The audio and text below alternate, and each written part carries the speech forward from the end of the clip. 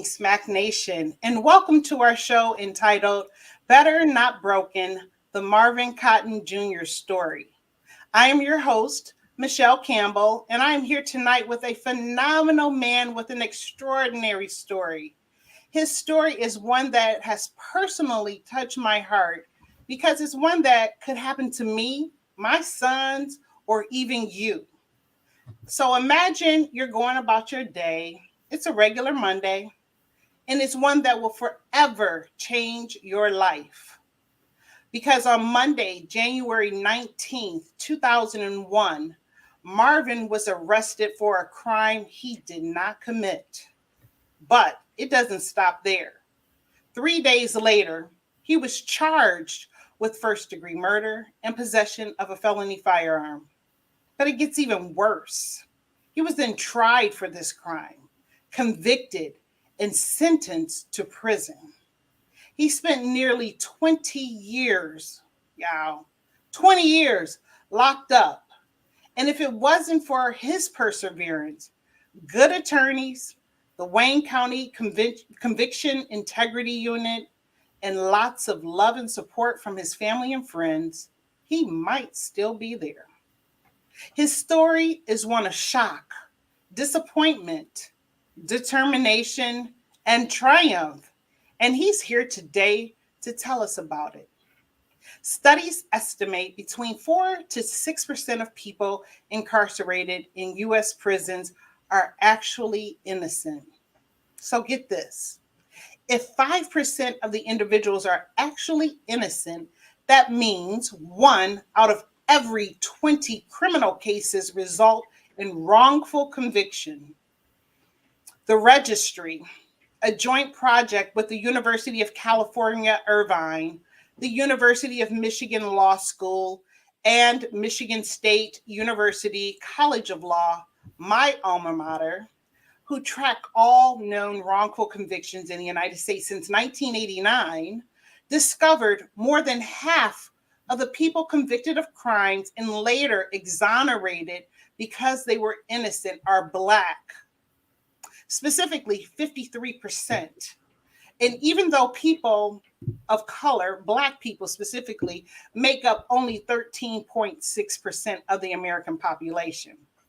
So right there off the rip, we know something is amiss. Marvin is one of those people who unfortunately was a victim of this. So I'm not going to bore you with stats and so forth. We're going to talk to the man himself. So without further ado, let's meet Marvin and get into what happened to him. Let me give you a little background on who Marvin is. Marvin Cotton Jr. is a community leader and business owner, a justice advocate, a lecturer, former candidate for Michigan State Representative, vice president, and co-founder of Organization of Exonerees, author, and Detroit native son, where he acts as a community engagement specialist and positive behavior mentor. Cotton's unique journey of being a wrongfully convicted man after spending 19 years, 7 months, and 12 days in prison of a natural life sentence gives him a multifaceted perspective of our system in ways to improve its impact on Michiganders. Through the eyes of an innocent man, Cotton's view of the government structure is in line with the spirit of America's founders of a more perfect union. Although Cotton's story has taken him throughout the United States, talking with government leaders, his heart and work has centered him in the great state of Michigan. Cotton makes his living and travels across the country as a motivational speaker in a company he started and named Better Not Broken LLC, a name endowed with the spirit he strives to live by and affect the world with. So let's meet Marvin and welcome him to our show. Thank you. Hey, how you doing? Thank you for that. I'm honored to be here. And, after those words, I don't know what else I can say. Well, we gonna ask you some stuff. So if you're ready for it, just let me know. Let's go. All right. So Honored to be here. oh, thank you so much. Yeah, we've been talking back and forth, just me to get some more information about you. And oh my God, this story, y'all. Please tune in, tap in, get your friends, your cousins, your neighbors, your people you can't stand. Everybody, get them on the line and watch this because it's about to go down here, and you're gonna blow your mind. Some of the stuff you're about to hear. So, without further ado, let's get to my first question. So, Marvin, give us some background on your life growing up in Detroit until the time of your arrest. Like, who were you? What were you about? Where did you live? West side, east side, all that, good stuff.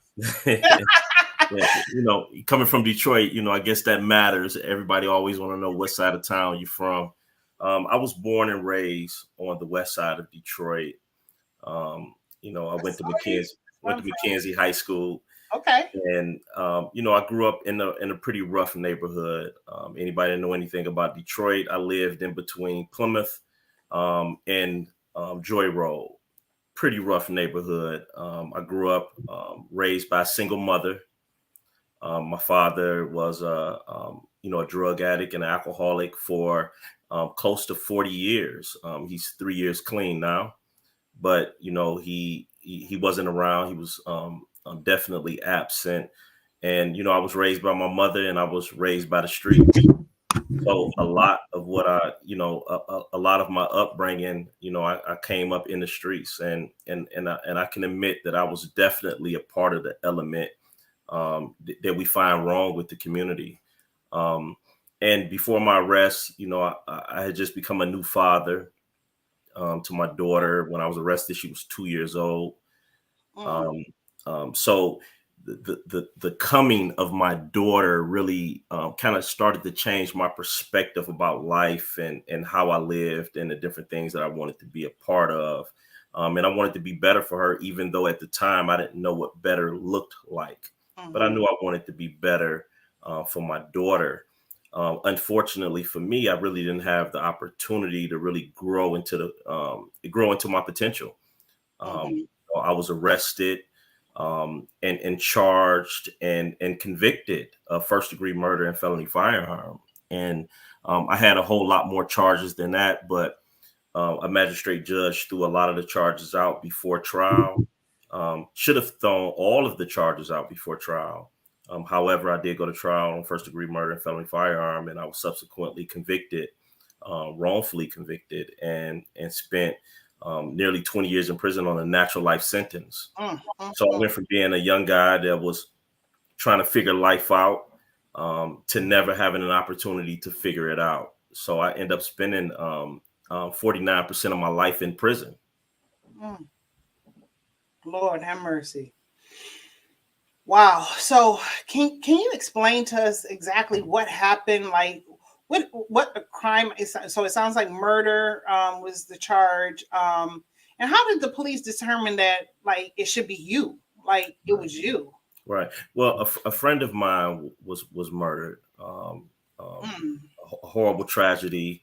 And, my relationship with law enforcement at the time was pretty volatile already. They had broke into my house several months earlier. I filed a complaint against some officers.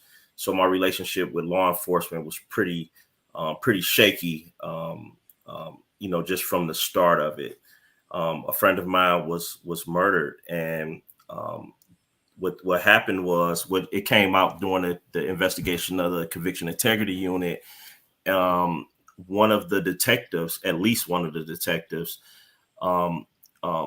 took some information that he received from some drug dealer on the streets that received the information from Lord knows who. And he took that to one of the witnesses in the case, and the witness came into court and testified as if that was firsthand knowledge. But it was actually one of the Detroit police detectives that had gave him the information that incorporated my name into this. Wow. So, okay, they're charging you with this, you go to trial, okay. Was there a point in this trial process where you felt like, you know what, I know I didn't do anything, I'm not guilty? At some point, something's gonna come out. It's gonna clear up that, the prosecutor's gonna say, yeah, we got the wrong guy. I mean, did that ever cross your mind? Like, were you kind of banking on the fact that they might have eventually realized that they were wrong? Absolutely. At every point. At Yeah. every point. You're living myself, I'm living in between this being like a dream, and Mm-hmm. then at every point of reality, I'm like, they're gonna figure this out. The case is gonna be dismissed. I'm gonna get out of here. Mm-hmm. So I never thought I would be charged, even all the way up until being charged. Never thought that I was gonna be charged. At the preliminary examination, anybody that's familiar, preliminary examination is like one of the first things that happen after you're charged with something. I just knew that I would be going home during this process. After the preliminary examination, they bonded the case over to the higher courts, the circuit courts. I'm like, they're gonna figure it out. This is never gonna go to trial. So at every stage, I'm thinking I'm going home. Mm-hmm. So I never gave up hope or in that, even though every single time I was disappointed. Oh wow. So, okay, you're convicted. You're now serving time.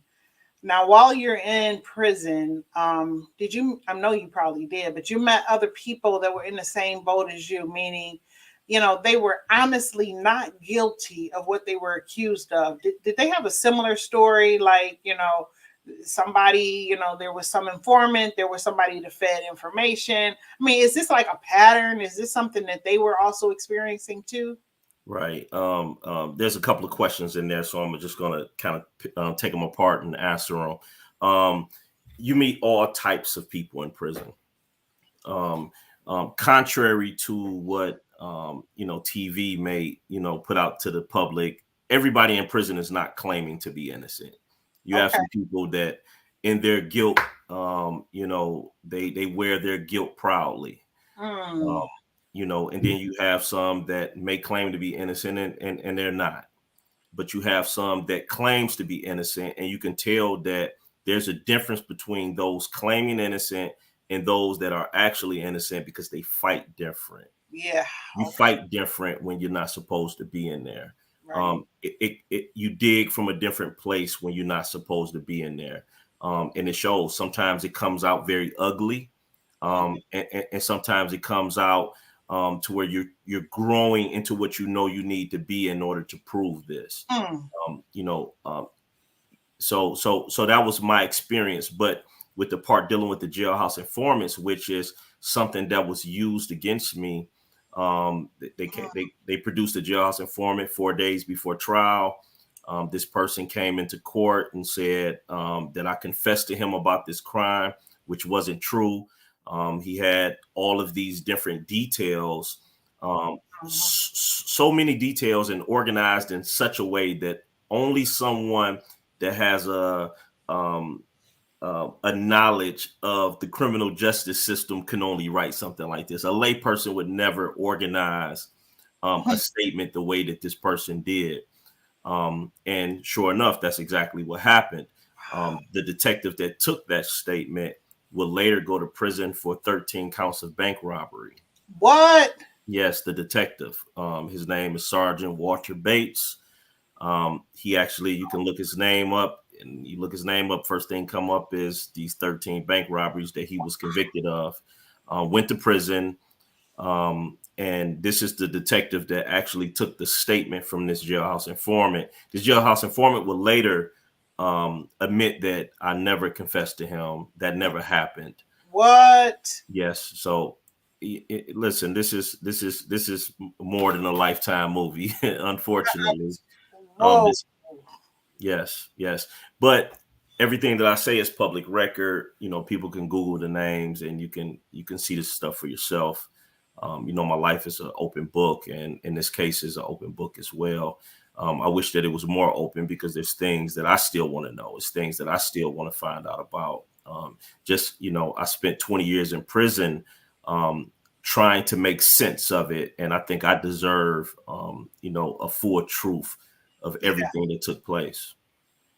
Lord have mercy. Okay. Well, 20 years almost. I mean, I know everybody you probably talked to, and I know you've been all over the world, but how do you cope with that? I mean, I struggle. I've been thinking about this ever since the moment I heard about your cases. It'll be so hard for me to deal with the fact that knowing I'm innocent and they got this all the way wrong, and then year after year after year after year. How do you cope? What are you doing? What how do you handle that? Maybe you Well, can explain that. first off, you never know what you can handle until it's put on you. And Hmm. usually when something is put on you, you don't have a choice but to rise to the occasion. So people always say, I could never do this. Right. Well, you probably can, Ugh, because you don't have a choice yeah. when you don't have a choice. Yeah. Um, so, you know, folding or breaking or giving up never entered my mind. Hmm. Although I have seen people break and fold in different ways. I've seen people commit suicide. Mm. They couldn't handle being there. I've seen people turn to med lines and start using the psychotropic medication that the facility gives you.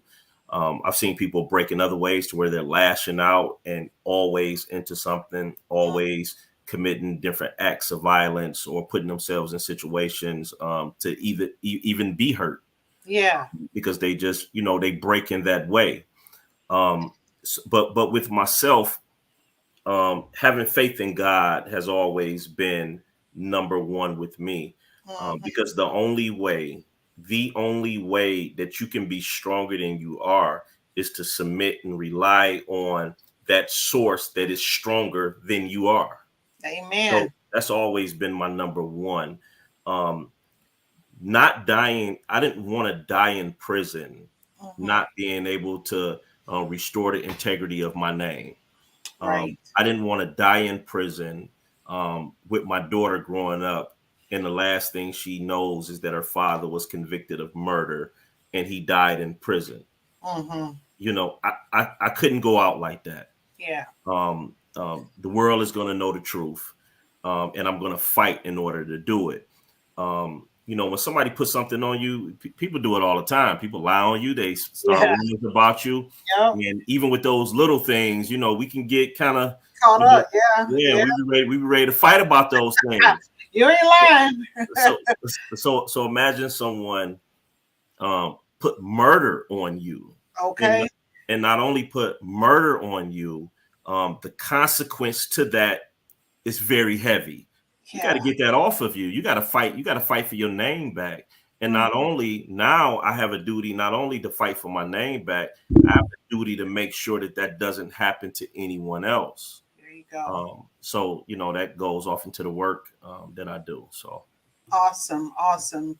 So this 20 years in prison. I mean, what is the day like? What do you do? Are you working on appeals? Are you going for higher education? You got any social activity? I don't know as much as you can call it social, or like what are you consuming your time with during this 20 years? right. My first 4 years in prison um, is what you some people may have heard the term 23-1. You lock down 23 hours a day and you get 1 hour of recreation. So my Mm, first 4 years in prison was being locked in a cell for 23 hours every single day for about 4 years. After that, your custody level drops down a little bit, which allows you more time outside of the cell. But what I did was I turned the cell into a university. I never okay. got the opportunity to go to college. I never got the opportunity to really, pursue higher learning in that way. So I turned my prison cell into a university. In that nearly 20 years, I read over 2,000 books. Oh my God. I've written several books. None of those book published, but I do have a book that will be coming out soon. But I turned my prison cell into a university. I knew that I had to grow because the minds that put me in prison, they do Mhm. this all the time. Right. They were smarter than me. A lot of the things that they did, I still haven't figured out. Mm. So I knew that I had to grow in order to be able to compete, in order to be able to establish my innocence. So a lot of time I spent reading the law, reading cases, learning different procedures, learning about the Constitution. I had never read the Constitution before. Right. Right. So now that's like my favorite document outside of Scripture. And I'm a fierce advocate for you're going to give me everything that document says that you're going to give me, and stay away from the things that the document say you have to stay away from. But I spent my time doing that and working out. I was a beast on the workout. All right, now.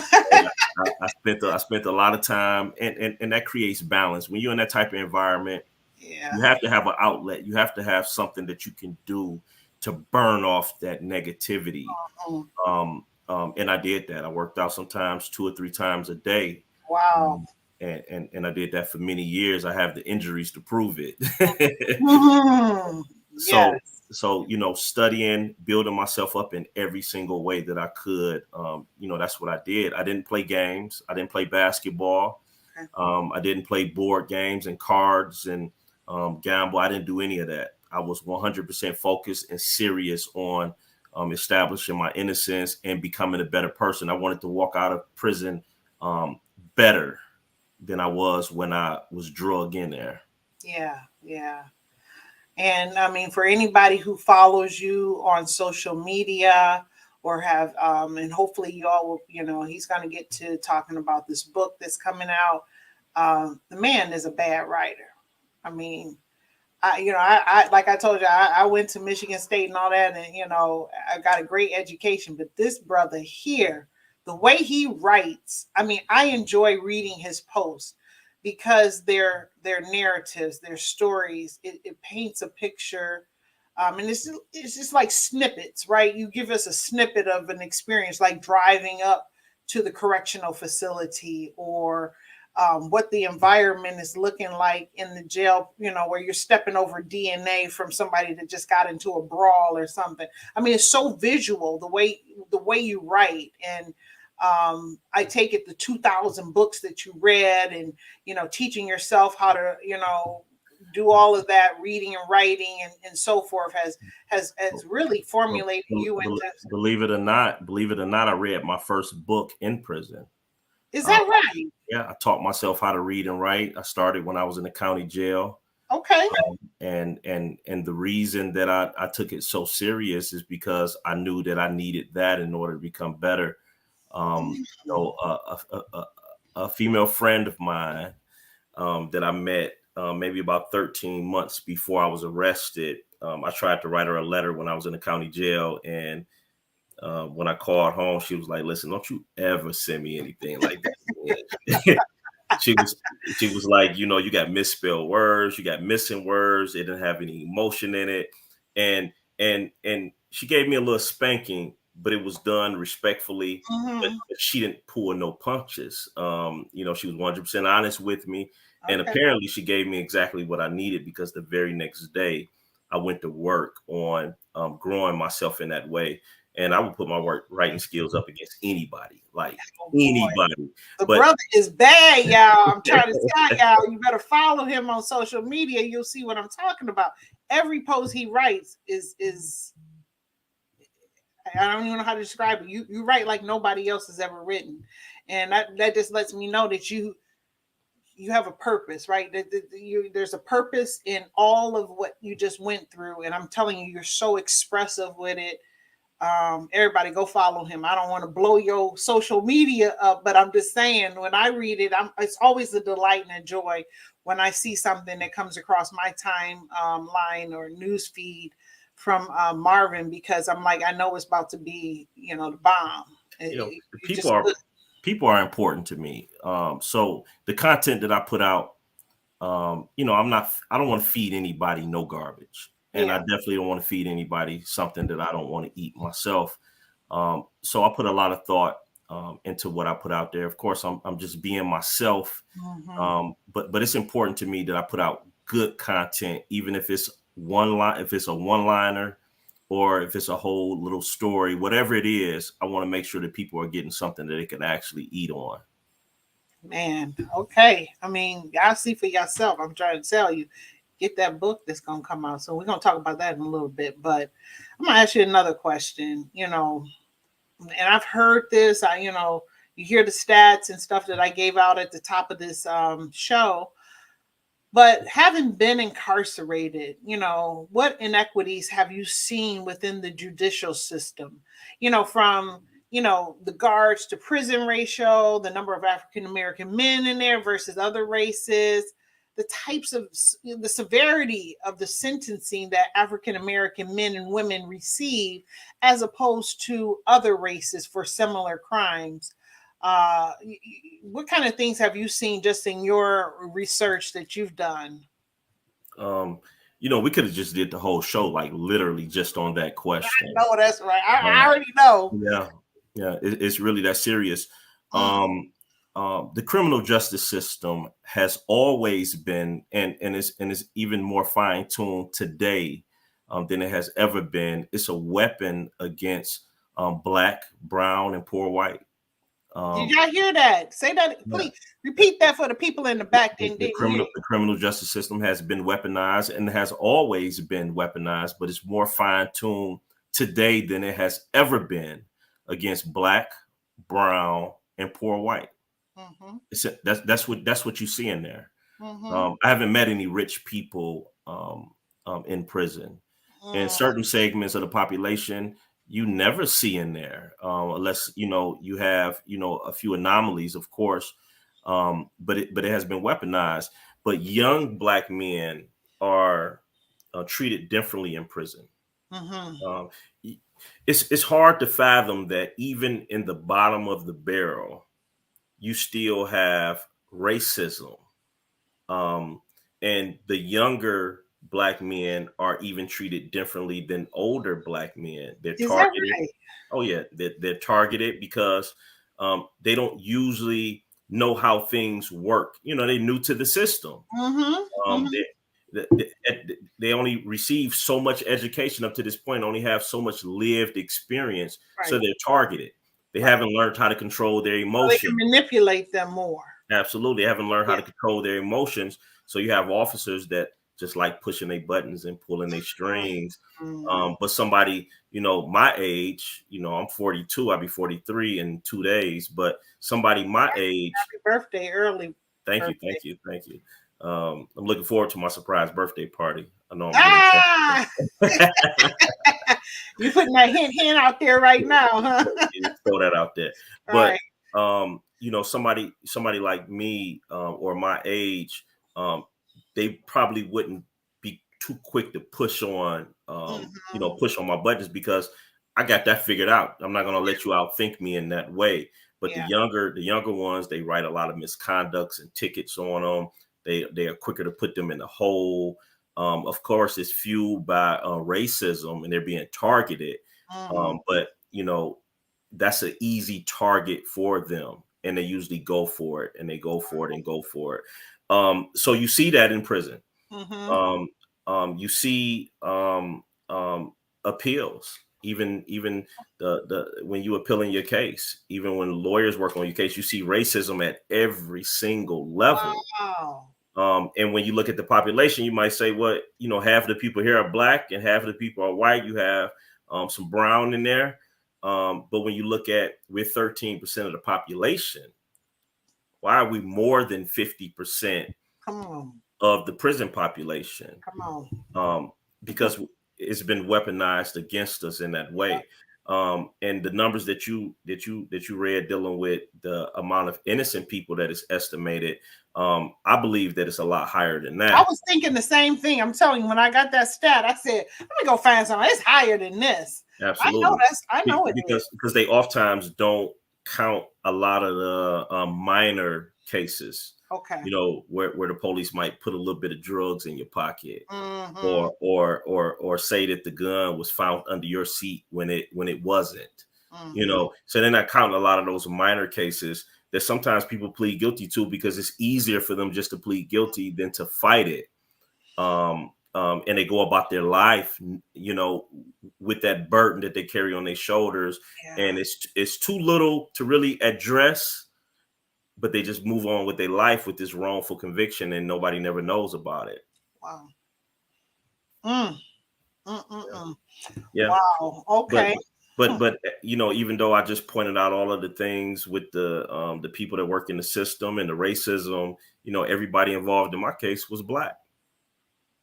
Mm, So, you had this systemic racism to mm, where you have, people that look just like me mhm.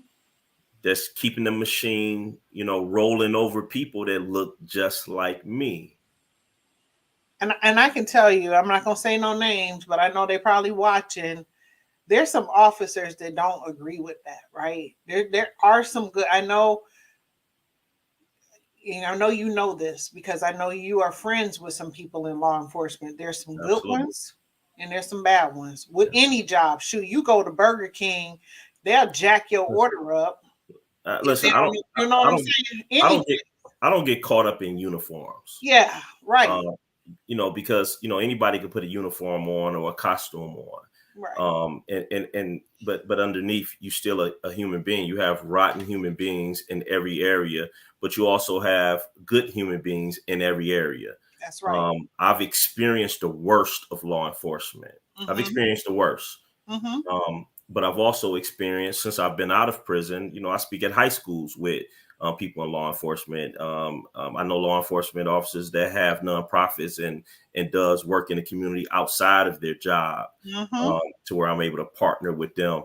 Yeah. And I've met some stomped down good human beings that care about people, and Yeah. you can see it bleed through the uniform. Mm-hmm. So I never get caught up on what a person wears or what their job occupation is. I try to look at the person and look at the work of the person. I'm Um, glad you said that because yeah, people like to throw that blanket statement. The police ain't this and that, and it's not about the I uniform. think It's not about the department, right?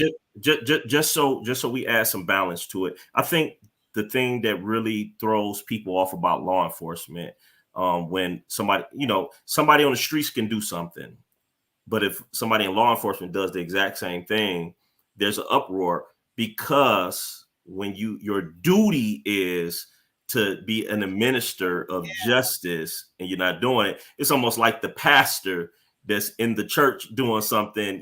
It's Yep. like you have a different type of duty and obligation. Doesn't mean it's right or wrong or whatever, but people look to law enforcement to be a protector. So anytime Mhm. they're doing anything other than that, Protect anytime and they're doing serve. anything other than Yeah. serving, they're gonna get a heavier onslaught, far as the response from the people. That's Yeah. just what it is. Right. If you had EMS drivers, riding around stabbing people, instead of No. stitching people up, Yeah. You're exactly. Yeah. I feel you. right? Yeah. That's a problem. But I think that, and this might, I don't want to get off subject, but I think more people need to come to the table and interact and engage with law enforcement. You got to remember, police officers are servants to the people. Mm-hmm. Go to the table and talk to the people that That's actually works serving. for you.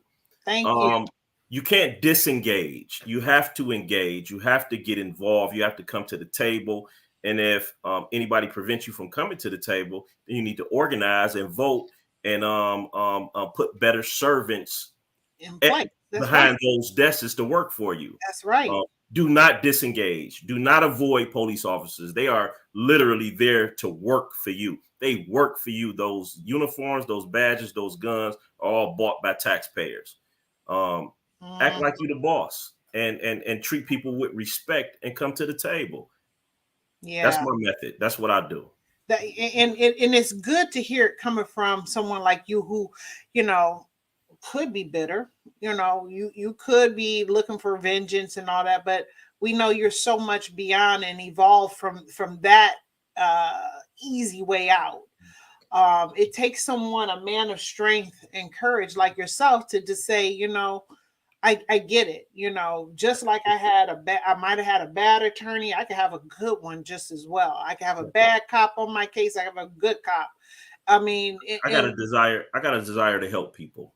there you go. And you can't help people when you carrying certain things. Everything you touch is going to have that fingerprint on it.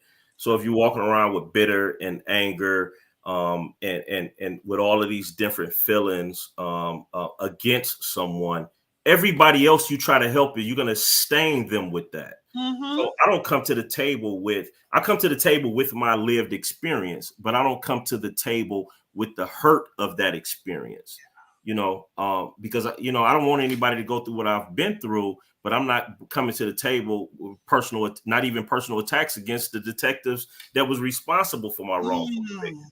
Okay. You're a good man, I'm telling you. And I'm, I'm, people need to I'm hear just that. striving. I'm just striving. That's all.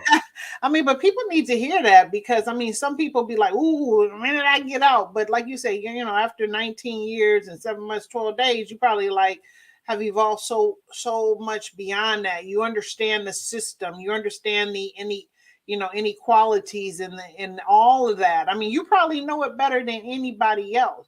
And a new 21-year-old going in surely doesn't have a clue what you've learned in those last 20 years. So it's like, I'm hoping the kids are watching this or going to watch it on the replay because I have two sons. I have one that's 20 and I have one that's 17. And it will break my heart that something like that will happen to them. I think of my 20-year-old, you were 21, I think, right? When you went Yes. in? Yes. I can't imagine. I Yeah. could, I, and oh you my know, God, you know, it's my philosophy is we can't wait to get involved no, just because they haven't touched our family or have right, knocked right, on our door.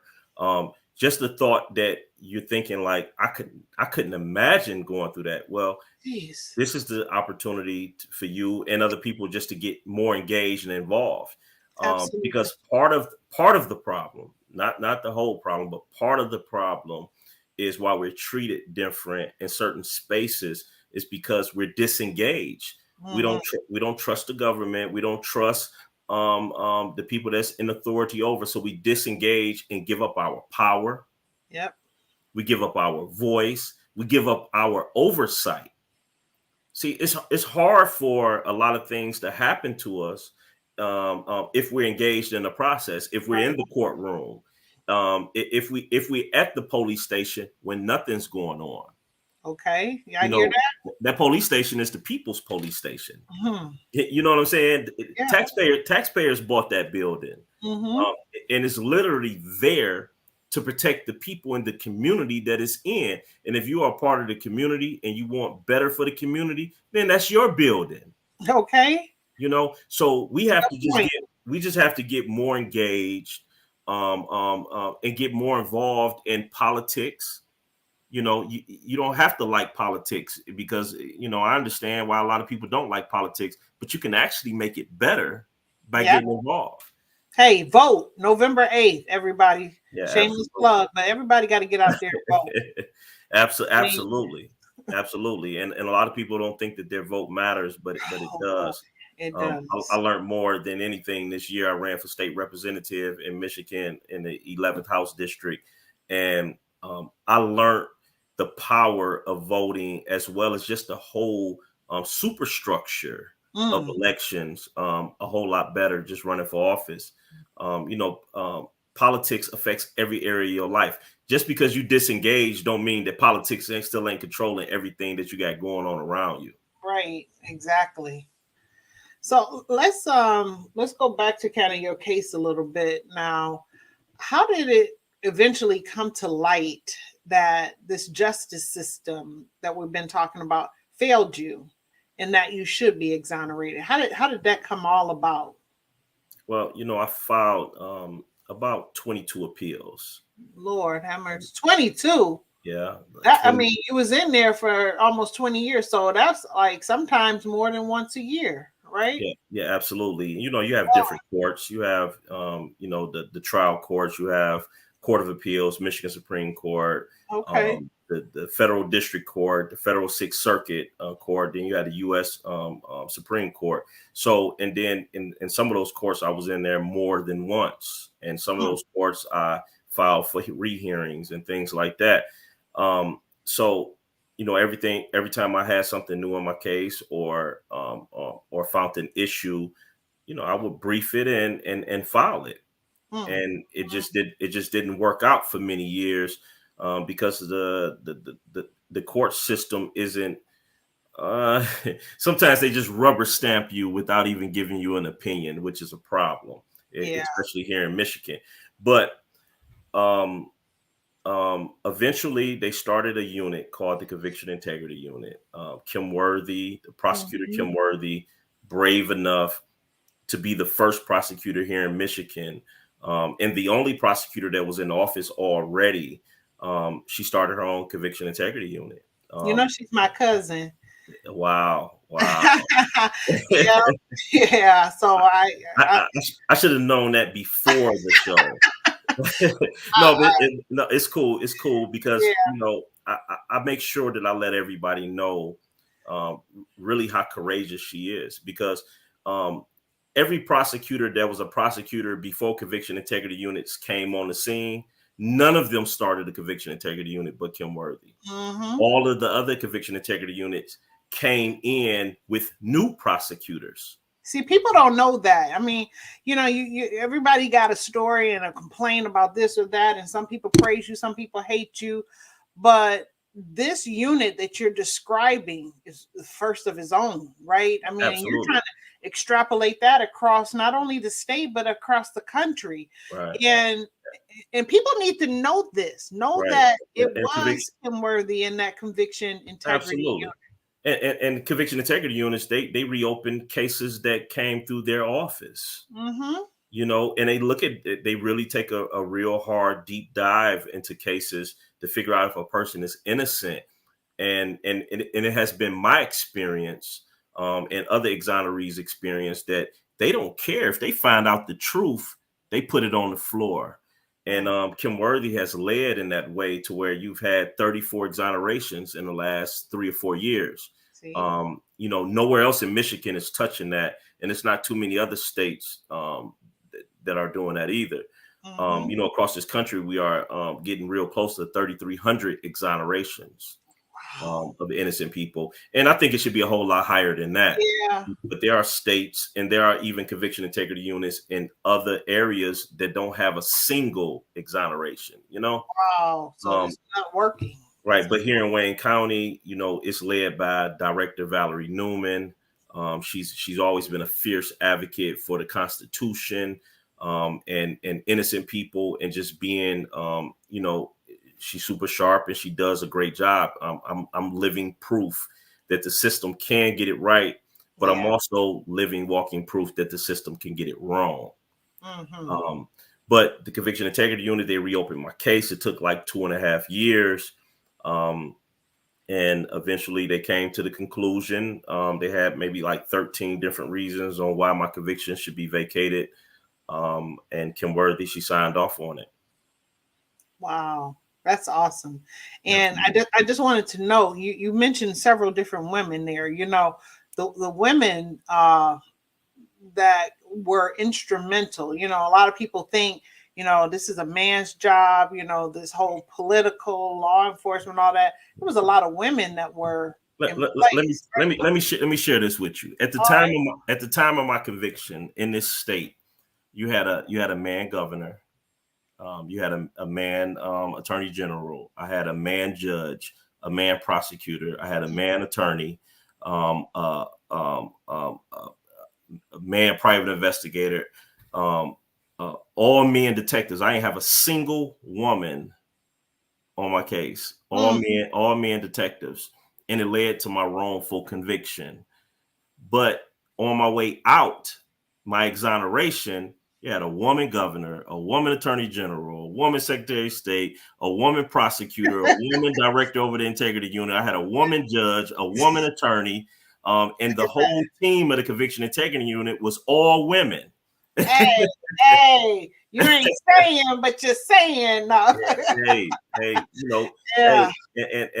and of course, I have a greater appreciation for women cleaning up the mess that men make sometimes. So, definitely, it's a beautiful thing. And then all of the women are little bitty old women too, but powerful, Powerful, right? Yeah, powerful. pack power, right? Big, definitely shout out to Christina Larson Dunn, who was my attorney at the time. Chastity Youngblood, who worked on my case. She's a prosecutor. She worked on my case with the Conviction Integrity Unit. Of course, Valerie Newman, the director and leader of that unit. You got Patricia Little, another woman, got a law enforcement, had a law enforcement career, and now she's in the prosecutor office. She worked on my case. But you have all these dynamic, amazing, powerful women that wouldn't accept anything other than the truth. Hey, I love it. I love it. Oh my God. So let me ask you this. So they get you off, you're free. What's the first thing you did when you got out? Uh, you know, I always imagined, my first day out being a certain way. I've been imagining it since, my first day in. Yeah. But it don't quite work out that way. I spent 20 years at war. I spent 20 years battling and suffered a lot of losses on all of the things that I experienced that the average person would think of. Also experienced more. I was in this very volatile environment. I seen a lot Mhm. of bloodshed. I seen a lot of stabbing. Seen a lot of fights. You have to become a certain type of person in order to survive that type of environment. Mm. So my first day out, it's like stepping out of a war zone. I Mm. came home from Afghanistan. I came home from Iraq. Mhm. So I wasn't thinking about really eating any particular type of food or anything. I went to the hotel where I was staying at, and I didn't want to come out. Mm. The people that love me, really pulled me out of the environment that I was trying to close myself off in. But eventually, some fried chicken and All some right. macaroni and cheese and some asparagus was the meal that I wanted. Um, Okay. I definitely got that. Um, you know, since I've been out, one of the things that I enjoyed the most, I wasn't able to do it immediately. I think I went to Las Vegas maybe several weeks after I got out. But Okay. I love to travel. Yeah. I love to travel. That's awesome. Let's see. So what is your life like now that you're out of prison, and what are you doing? I know it's already coming out that you're an advocate against people being wrongfully convicted. Just tell us, what's your life now? It's 2 years, 2 days, right? That you've been free. So what are you doing? Yeah, I've been out a little over 24 months now. My life has not slowed or stopped in the least bit. I'm always on the go. I started my own business, Better Not Broken LLC, and I do a lot of motivational speaking. I travel all around the country doing that. I co-founded with several other exonerees, the Organization of Exonerees, which is a nonprofit. I actually sit on the board of that. I'm the vice president. My brother Kenneth Nixon is the president of that organization, and that's my partner in anti-crime, because me and him travel. We just got back from Notre Dame together. Mm, We've traveled all over the country together, nice. advocating for innocent people and advocating for policy and legislation in order to make a wrongful conviction even harder, to happen. So I do a lot of that work. I do a lot of work in the community. I'm big on anti-violence and going into the high schools, middle schools, in order to try to create peace, a peaceful environment where students can actually learn and fulfill their potential. The very thing that I wasn't able to do. I'm going back into the neighborhood in order to do that. Everything I think of, every thought that I had when I was incarcerated, I'm out here and I'm just doing it. I don't Okay. wait on anyone. I rarely ask permission for anything that I want to do. If I got a great idea, I literally just hit the gas on it and I'm going with it. And so far that has worked for me. I work with several other organizations, Nation Outside being one of them. I actually just started. I haven't put it out there yet, but your audience would be the first to know. I just started as the Detroit regional director for Nation Outside. It's a Okay. it's a non. Congratulations. Thank you. It's a nonprofit that pushes policy for those that have been directly impacted by incarceration. It's a statewide organization led by Ashley Golden, somebody that's been directly impacted by incarceration. She's brilliant. My brother Durrell Woods Sr., he actually is a Detroit regional coordinator as well. Okay. Brilliant brother. So I work with some amazing people whose lives have been touched by incarceration, and we're making it happen. Awesome. So my life is busy, to answer your question. Yeah, and I want to just put this out there for the folks out there. You got a book coming out, right? Oh, Tell absolutely. us a little bit about this. Well, pre-sales started several weeks ago. The book will be printed and ready to be mailed out on Black Friday. That's when they go to print. It's called Better Not Broken. That's the spirit in which I ran out of the doors with. I believe I went into prison a certain way, even though I was there for something that I didn't do. I used that opportunity to grow. I used that opportunity to make myself better. To overcome, those broken pieces that most of us experience just by being born in America. So my book is comprised of different mindsets and different ways, optimistic ways to view the world and circumstances in yourself. It's not necessarily about prison, but I did use my circumstances in order to identify the prison that may be going on in your life. Because we all suffer things that our own hands create, but we also suffer things that are undeserving, and we still need a equation or a way or a method in order to help us through. Everybody always want to know how I made it through. Well, you can buy the book. Ha. Hey, I love it, man. I love it. And I got my copy. I'm waiting.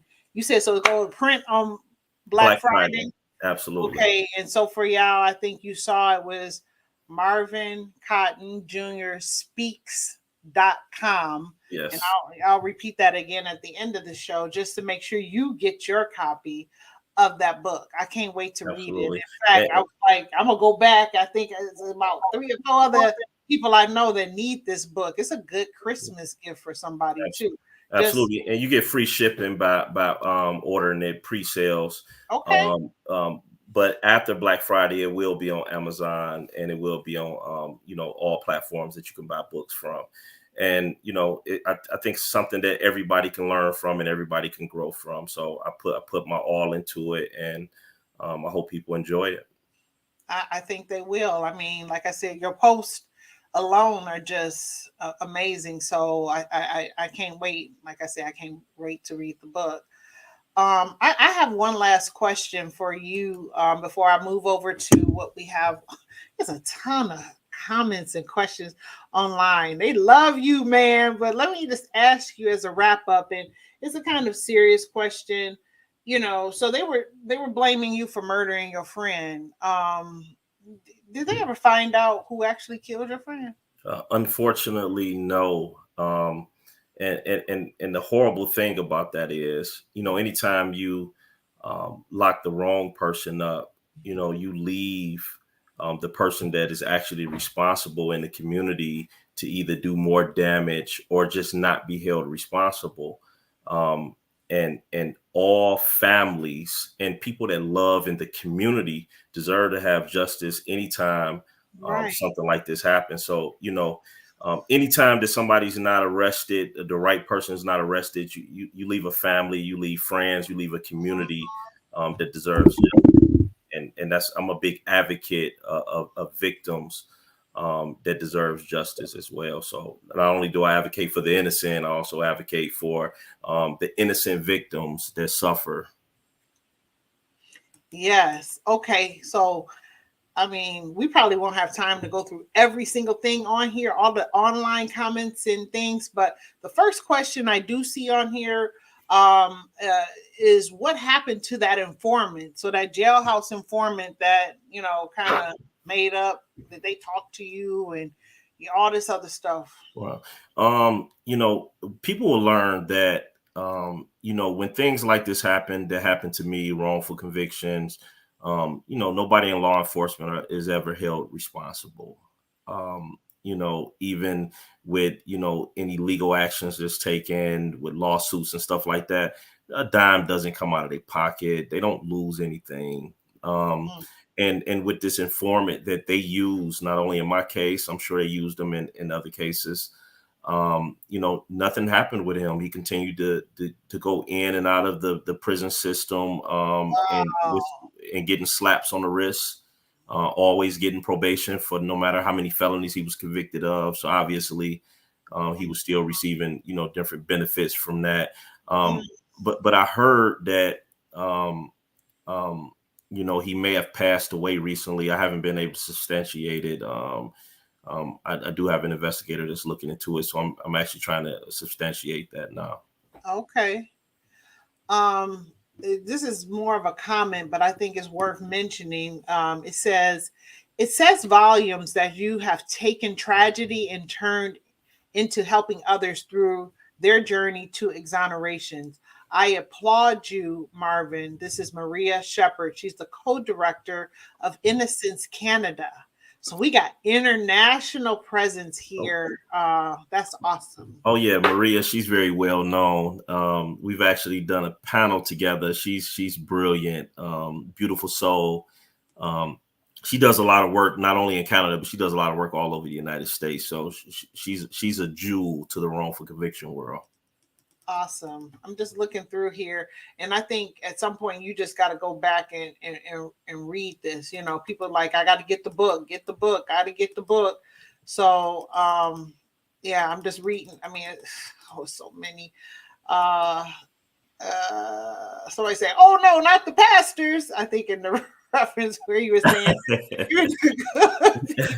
Well, Yeah, as a society, we got to do better across the board. yeah, I try not to identify individuals and attack individuals because, yeah. just as a whole, we got to do better. I try to, live my life and use my life as an example. But I'm willing to work with anybody that's trying to do something to make things better for other people. If you're trying to do something, Hmm. a lot of people try to put different causes on my debt. I got a few things that I'm super passionate about. I got a few other things that I'm obligated to push. But I can't do everything. Yeah. you know I've had people attack me and say, well, you can be doing this and you can be doing that. Like, listen, if you really knew everything that I was into, you probably wouldn't say that to me. I do a I do a lot. Hey, it's never enough time in the day to do all Yeah, what could be done, yeah, right? absolutely. Especially somebody who, like yourself, that has that passion for justice and finding, the good and the right and all of that. I mean, it's a full-time job just in and of itself. Question from one of our viewers is, can inmates receive your book? They will be able to, as soon as it gets on the Amazon platform. Now, when you order a book on Amazon, once it gets on there, make sure that you click on the icon to print a receipt to go with the book. When somebody in prison receive a book, it must have the receipt with it, or they will reject it. But Okay. there is an icon on there where they'll be able to tap on there and make sure that a receipt is printed with the book. Okay, very good, very good. Thanks for sharing. Somebody said you should run for president, Marvin. So skip all the House of Representatives and all that. Just go right to the top. I uh, feel you on that. We need I, more good people at I the don't, top. I don't know about that. Every president that I've seen, they get all that gray hair. I don't know if I'm ready for that life. I heard you. Where they got that stuff with Grecian or something? Just put that in your hair. No. And then someone says, "Thank God for the conviction integrity unit." I mean, several of those comments. Absolutely. Uh, People have to support their prosecutors in getting conviction integrity units. The ones that have them, make sure you back them up, and the ones that don't have it, you make sure you call them, reach out to them, let them know that they should have a conviction integrity unit, and if they're against that, you'll remember that when it comes time to vote. Yeah. But the prosecutors that do have it, they need to be supported, because you have different people that controls the money that may squeeze their budget a little bit, because they don't want them to have it. So that they need the people to back them on stuff like that. And you make sure you pay attention to that, and you put your vote where it matters. That's right. We That's got to right. start thinking. We got to start thinking strategic like that, because Yes. you have people that is against this whole movement of innocent people getting out of prison. So Yep. we got to be able to organize and think in a way to protect the innocent and protect the communities, and get what we need. Yeah. Another question was, did anyone apologize to you for their wrong? Hmm. Well, the interesting thing about being wrongfully convicted is, of course, what I went through is probably one of the most painful things I will probably ever go through. Um, and the government, through the conviction integrity unit, did the right thing. They reopened my case. They reinvestigated. They took the lead on getting me out of prison. But then a different segment of government hires lawyers and attorneys to Mm-hmm. fight me. Mm, So you have one part of the government that's giving you this slice of justice. It's not a whole justice, because they can give you your freedom, but they can't repair all of the ripples that your wrongful conviction caused.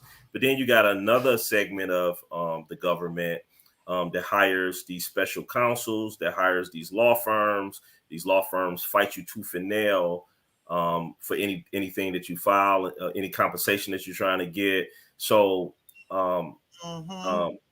if that's a sorry, then I don't know.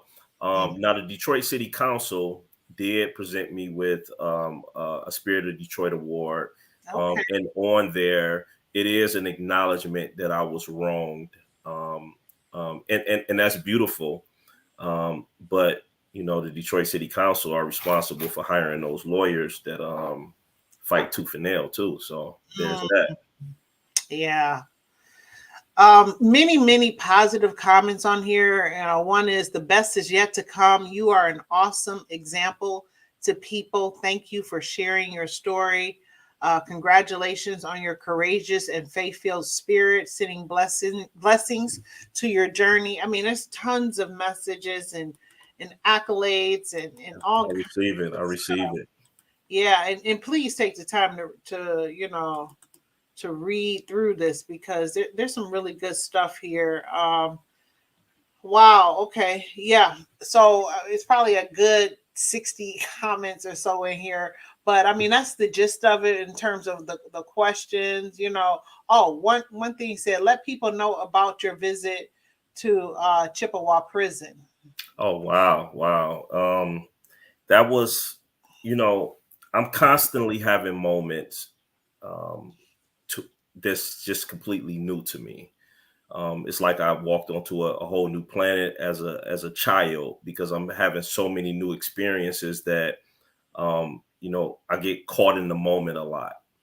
And going back into Chippewa Correctional Facility, that's a facility I spent 2.5 years at. Mm, I've worked out on those yards. I've sweated on those yards. I've had some of my roughest days on that yard. And to be approved to go back into the prison, and to take that 5-hour drive to that prison was very emotional for me. The closer I got, the more surreal it seemed. If anybody know anything about up north, if you have family that's in prison in the UP in Michigan, it is one of the most racist places in the state of Michigan, where the officers are the most cruel of all officers in the whole Michigan Department of Corrections. Up north, it's really that bad. If you have family, stay close to them. Make sure you send them letters. You make sure that they have the ability to reach out to you when necessary, because they need your support when they up there. But when I went into the prison, like I said, it was surreal. But I Wow. walked in as a free man that was supposed to die in there. Mm, So that was very emotional for me. I kept it together while I was there. I spoke for 2 hours to one side of the prison, and then I went and got something to eat. I came back to the prison. I spoke for another 2 hours to the other side of the prison. And then I got on the road. I got some gas. I drove 5 hours straight back home. mhm. And when I got home, I cried for an hour. Oh my. Yeah, I Um, can imagine. yeah, and and what really weighed on me is a lot of the men that I seen in there. I know, Hmm. I did time with a lot of them. Some of them is responsible for the man that's sitting before you today, just with the knowledge that I was able to get from them, the conversations that I had that changed the way that I seen the world. Hmm. And I'm seeing these same men with this weight on them, Hmm. you know, and that just was that was a lot for me to really absorb and take in. I'm a big advocate of second chances, even though that didn't apply to me. I'm just getting my first chance back. But Hmm. there are some that deserve a second chance because they're not even the same human being as they were when they walked into prison. A lot of them are so good of human. They're so good and better that they help produce what you see today. Hmm. Walked in as children, 18, 19, 20, 25 years old. And now 20 years later, 30 years later, 40 years later, Wow. I Wow. think society would benefit more from having some of them, maybe not all, but society would benefit from having some of them out here to help with a lot of the work that I'm out here doing. The Hmm. community needs some of the answers that's locked away in there. It, Yeah. it costs more. It costs taxpayers more to keep them in there. Now, of Hmm. course, a lot of them have victims. Yes, they do. But I'm sure if the victims of a lot of the crimes that some of those men are in there for was able to see the development in them, they will probably advocate for some of them to be out. I'm talking about 20, 30, 40 years. So I'm Yeah. big on second chances and second looks as well as good time. To have some sort of incentive to encourage people in prison to do the right thing so that they can get a little bit of time knocked off their sentence, so that they can, move on with their lives, and not only move on with their lives, add to society, Right. come out here and help. Because in the neighborhoods, the only thing that a lot of people in the neighborhoods respect are those that's in prison. They won't At listen to that time. nobody Right. else. They not listening to nobody else. And they only listen to me when they found out I've done 20 years. Right. And that got their attention long enough for me to put something in their head. So somebody asked the question, like, how were you received by the brothers at that institution? I think they're talking about Chippewa. Oh, they love me in there. I was just in there with them. So, Right. but I think I represented hope. Okay. Um, Yeah. I had a natural life sentence without the possibility on parole. Everybody in prison knows that the court system denies most cases, no matter what. I wouldn't care how great of an issue it is. So when you're in prison, you're like in a dark hole to where there's really no light. So I believe seeing me walk in Hmm. represented probably the greatest hope that a lot of the brothers, seen. That's Even the officers. I'm talking about officers up north. They lit up when they seen me. wow. Okay. I had never seen them that friendly. Trust me, I spent 5 years up north. Um, but I think I represented hope, and I hope that I brought enough life with me to give them something to fight on for. And I Absolutely. hope that the work that I'm doing out here in the community will inspire more people to get out and pick up some of this work that's out here.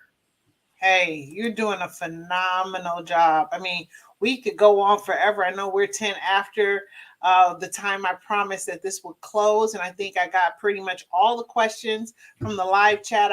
You've answered all of my personal questions I have for you. So with that, let me give you 30 seconds just to kind of wrap up. Any final thoughts, anything you want to leave us with, any parting words of Well, wisdom? maybe we can promise your audience a part two. Maybe I'll come back and we figure some things that the audience want to hear most, and we'll go there. Um, for starters, first, buy my book, check my book out. Because what I want to do is really help people. Everybody's going through something. I'm using my life as an example in the different things that I learned in order to help you go through whatever it is that you're going through. That's number one. That way you can have a piece of me. And for what you didn't hear in this conversation, maybe you can find in the book. Number two, I'm very accessible. You can find me on Facebook, Marvin Cotton Jr. You can find me on Instagram and a Facebook page, Better Not Broken. You can also find me on Instagram, the THE_real REAL_FMC. FMC stand for Free Marvin Cotton. So I just kept that even though I'm free now. But the real FMC, I try to put out great quality content. You can follow me and keep up with me, and let me know what you got going on, where you from, and maybe I'll come. All right. And you guys, he's open to doing speaking engagements, and so those that are in the education, either the collegiate level, I mean, we could start as low as probably elementary, high school level. If you want to bring him in, reach out to him. I'm sure he's open, to support those. I'm sure you're busy, but I'm not trying to put more work on you, but there's a lot to be said. You are a walking testimony. You just are, and I thank you so much. I know, like I said, we're over time. You've been an amazing guest. Every Thank you. show I do is just so unique and so special. And I hope that the folks out there in Smack Nation are really getting something out of this. If you haven't joined Smack Nation, please do so at our Facebook page. Like and subscribe to my YouTube channel. Invite your family, invite your friends. I mean, we talk about a lot of stuff. I had COVID-19 when that was hot and heavy. I had some of the top infectious disease doctors. I had professionals that worked in the ER, anesthesiologists, and others who were working on the vaccination, all people of color, to speak to our people about the importance of taking care of yourself and getting vaccinated. I had the police on here. I've had chiefs of police working with the community and building those community relations. Actually, that's how SMAC actually started.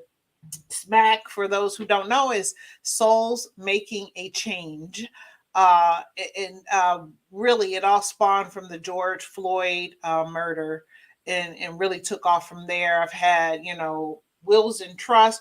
You can look at all the old shows that I got out there. They're recorded and on Smack Talk. If you have any questions or problems with getting access to any of those videos, please reach out to me on the Smack Productions Facebook page. That's mainly where I'm at. And for sure, again, another plug for my brother here's book, Better Not Broken, at Marvin Cotton Jr. Speaks with an S on the end.com. And with that, Thank you. that is our show. Thank you, everyone, and good night. Thank you, Michelle. Thank you.